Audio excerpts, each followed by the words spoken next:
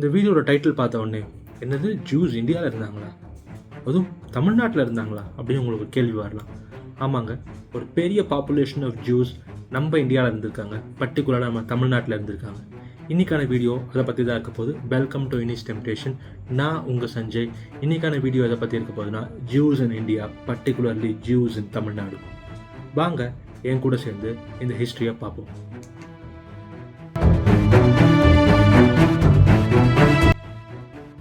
அதாவது ஜூஸ் இந்த உலகத்தோட வரலாற்றில் ஹிட்லராலையும் பல மன்னர்களாலையும் வெறுக்கப்பட்ட ஒரு இனம், துன்புறுத்தப்பட்ட ஒரு இனம், அதுதான் யூத இனம். இந்த உலகத்தில் பார்த்தீங்கன்னா வெறும் 0.2% தான் ஜூஸ் இருக்காங்க. அதாவது 1.5 கோடி யூதர்கள் தான் இருக்காங்க.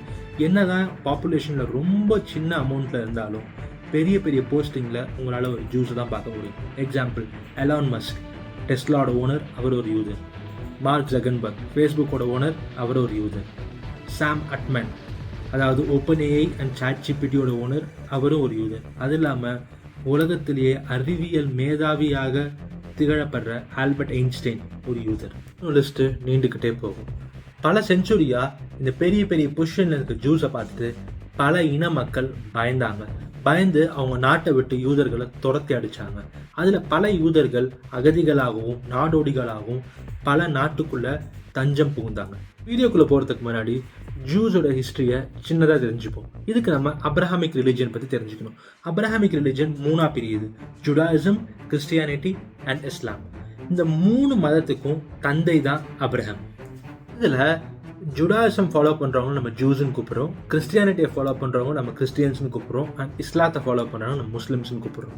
பூரா சிதறடிக்கப்பட்ட இந்த யூதர்கள் அகதிகளாகவும் ஃபினான்ஷியல் ட்ரேடர்ஸாகவும் அமெரிக்கா, யூரோப் அண்ட் இந்தியாவில் பல டிஃப்ரெண்ட் டைம்லைனில் குடிபெயர ஆரம்பிச்சிருக்காங்க. அதுவும் இந்தியாவில் ஒரு பெரிய ஜூவிஷ் கம்யூனிட்டி நம்ம கேரளாலையும் மகாராஷ்டிராலையும் இருந்திருக்கு. அதில் ஒரு இம்பார்ட்டன்ட் ஃபேக்ட் என்னென்னா, கேரளாவில் இருக்க ஜூஸ் மலையாளம் பேசியிருக்காங்க அண்ட் மகாராஷ்டிராவில் இருந்த ஜூஸ் மராட்டி பேசியிருக்காங்க. பட் இவங்க எக்காலத்துலேயும் இவங்களோட லாங்குவேஜான, அதாவது யூதர்களின் லாங்குவேஜான ஹீப்ருவை மறக்கவே இல்லை. 1948 இஸ்ரேல்னு ஒரு புது நாடு உருவாகுது. உலகம் பூரா இருக்க யூதர்கள் இஸ்ரேலில் வந்து செட்டில் ஆகலாம் அப்படின்னு சொல்லி ஒரு அழைப்பு இடப்படுது. இதன் ஒரு பகுதியாக பல யூத ரபைகள் இந்தியாவை நோக்கி வந்தாங்க. பல்லாயிரம் ஆண்டுகளாக யூத மொழியையும் யூத பண்பாட்டையும் கட்டி காத்த இந்திய யூதர்களை பார்த்து ஆச்சரியம் அடைஞ்சாங்க.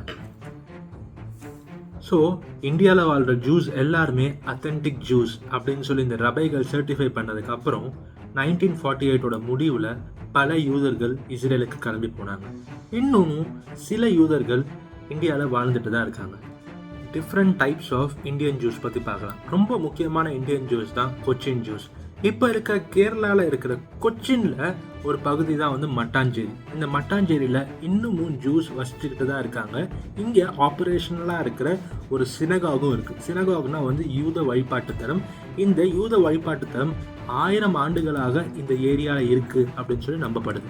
இவங்க ஜீசஸ் பிறக்கிறதுக்கு முன்னாடி இருந்த கிங் சாலமன் அந்த டைம் பீரியடில் இவங்க ட்ரேடர்ஸாக இந்தியாவுக்கு வந்திருக்கு. இல்லைன்னா அசிரிய மன்னர் காலத்தில் அகதிகளாகவும் இந்தியாவுக்கு வந்திருக்கலாம் அப்படின்னு சொல்லி நம்பப்படுது.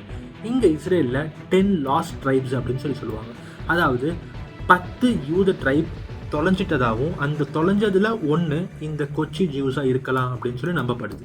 கேரள மன்னர்கள் இவங்களை ரொம்ப நல்லா பார்த்துக்கினதாகவும் அதுக்கப்புறம் வந்த போர்ச்சுகல் அண்ட் டச் கிங்ஸ் தான் வந்து இவங்களை ரொம்ப துன்புறுத்தினதாகவும் வந்து வரலாற்றில் கூறப்படுது. அடுத்து பார்க்க போகிற பிரிவு என்னன்னு பார்த்தீங்கன்னா பெனே இஸ்ரேல். இந்த பெனே இஸ்ரேல் மகாராஷ்டிராவில் இருக்க பல வில்லேஜஸில் வாழ்ந்ததாகவும் பிரிட்டிஷ்காரங்க உள்ளே வந்தவுடனே இவங்க மும்பைக்கு வந்து செட்டில் ஆனதாகவும் பல வரலாற்று தரவுகள் இன்றைக்கும் நம்மளால் பார்க்க முடியும். இவங்க ஆங்கிலேயர்களுக்கு, அதாவது பிரிட்டிஷ்க்கு ரொம்ப ஹெல்ப்ஃபுல்லாக இருந்திருக்காங்க. ஈஸ்ட் இந்தியன் கம்பெனியோட ஆர்மியில் பார்த்தீங்கன்னா வந்து பெனே இஸ்ரேல் ட்ரூப் அப்படின்னு சொல்லி ஒரு படை பிரிவே இருந்திருக்கு. இதில் இந்த பெனே இஸ்ரேல் சார்ந்த மக்கள் மட்டும்தான் இருந்திருக்காங்க. And during this British time இந்த பெனே இஸ்ரேல் எல்லாமே வந்து பெரிய பெரிய போஸ்டிங்லேயும் இருந்திருக்காங்க. நம்ம 3ஆவதாக பார்க்க போகிறது பக்தாக் யூதர்கள். இந்த பக்தாக் யூதர்கள் பார்த்தீங்கன்னா சிரியா அண்ட் ஈராக்லேருந்து வந்த அரபு பேசும் யூதர்கள். கல்கட்டாக்கு வந்து குடியேறும்போது இவங்க ரொம்ப ஏழையாக தான் இருந்திருக்காங்க. தென் பேங்கிங் செக்டார் அண்ட் டெக்ஸ்டைல் செக்டாரில் ரொம்ப பெரிய ஆளாக வளர்ந்துருக்காங்க. இதில் ரொம்ப முக்கியமானவர் யாருன்னு பார்த்தீங்கன்னா டேவிட் சசூன். டேவிட் சசூன் தான் பேங்க் ஆஃப் இந்தியாவோட ஓனர். அதாவது உங்களில் நிறைய பேர் பேங்க் ஆஃப் இந்தியாவில் அக்கௌண்ட் வச்சுருப்பீங்க. அந்த பேங்க் ஆஃப் இந்தியாவை ஓன் பண்ணுறவர் ஒரு யூதர், அதுவும் ஒரு பக்தாக் யூதர் அப்படின்னு சொல்லி நீங்கள் ஞாபகம் வச்சுக்கோங்க. அடுத்து நம்ம பார்க்க போகிற ஜூஸ் யாருன்னா ஜூஸ் ஆஃப் மெட்ராஸ். ஆமாங்க, நம்ம தமிழ்நாட்டில் நம்ம சென்னையில் ஒரு பெரிய பாப்புலேஷன் ஆஃப் ஜூஸ் இருந்திருக்காங்க. இவங்களோட பேர் பார்த்தீங்கன்னா ஜூஸ் ஆஃப் மெட்ராஸ், இல்லைனா பரதேசி ஜூஸ் அப்படின்னு சொல்லியிருக்காங்க. இந்த பரதேசிக்கு மீனிங் என்னன்னா இது ஒரு மலையாள வார்த்தை. பரதேசினா வெளிநாட்டவர் அப்படின்னு சொல்லி அர்த்தம். இவங்க ஸ்பெயின்லேருந்து தமிழ்நாட்டுக்கு செட்டில் ஆன ஜூஸ். இவங்களுக்கு ஸ்பெயினில் பேர் பார்த்தீங்கன்னா செப்பரடே ஜூஸ்.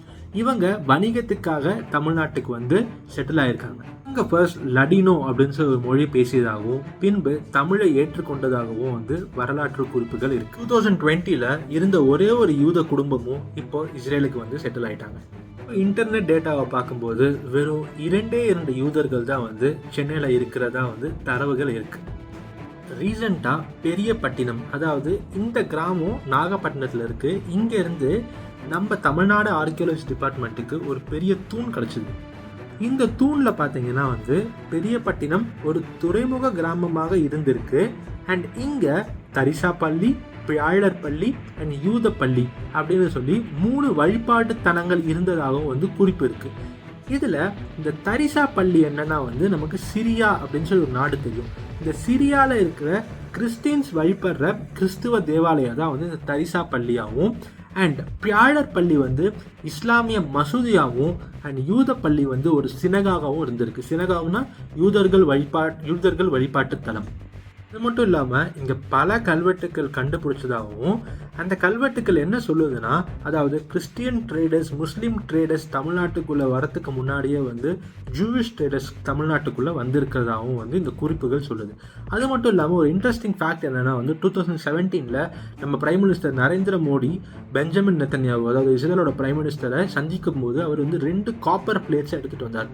அந்த காப்பர் பிளேட்ஸ் என்ன சொல்லுதுன்னா நம்ம 10th செஞ்சுரியிலிருந்தே ஜூஸும் தமிழ்நாட்டில் இருக்கிற ராஜாக்களும் ட்ரேடிங் பண்ணிட்டு இருந்திருக்காங்க அப்படின்னு சொல்லி அதில் எழுதியிருக்கு.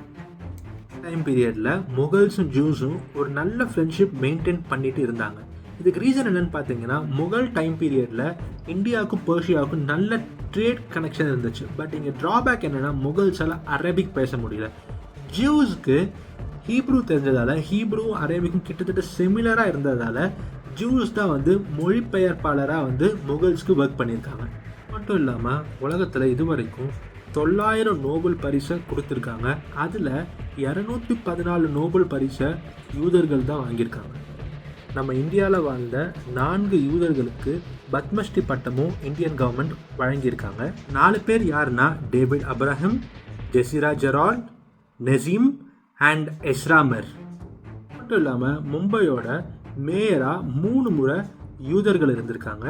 அண்ட் ரொம்ப ஃபேமஸான ஜேஎஃப்ஆர் ஜேக்கப் யாருன்னா இந்திய இராணுவத்தின் மிக உயரிய பதவியில் இருந்தவர் தான் ஜேஎஃப்ஆர் ஜேக்கப். இவரும் ஒரு யூதர். After World War II Hitler கிட்ட இருந்து தப்பிச்சு அகதிகளாக பல யூதர்கள் இந்தியாவுக்கு செட்டில் ஆனாங்க. இவங்க நம்ம இந்தியன் பாப்புலேஷன் கம்பேர் பண்ணும்போது வெறும் 0.1%. ஆனால் இவங்க இந்தியன் எக்கனாமிக்கும் இந்தியாவோட டெவலப்மெண்ட்டுக்கும் தந்த பங்கு ரொம்ப அதிகம். இன்னும் பார்த்தீங்கன்னா இந்தியாவில் அசாம் அண்ட் மிசோரத்தில் ஒரு ட்ரைபல் கம்யூனிட்டி இருக்காங்க. இவங்களோட பேர் பெனை மெனாஷ்.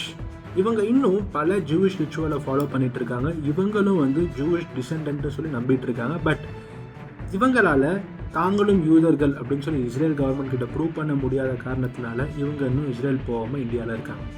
ஹோப் அவங்களால சீக்கிரமாக ப்ரூவ் பண்ண முடியும் அண்ட் இஸ்ரேலில் போய் ஒரு முறை பார்க்க முடியும்னு சொல்லி நம்புவோம். நன்றி. இந்த வீடியோ உங்களுக்கு ரொம்ப பிடிச்சிருக்குன்னு சொல்லி நினைக்கிறேன். வீடியோ பிடிச்சிருந்தால் லைக் பண்ணுங்கள், ஷேர் பண்ணுங்கள், கமெண்ட் பண்ணுங்கள், சப்ஸ்கிரைப் பண்ணுங்கள்.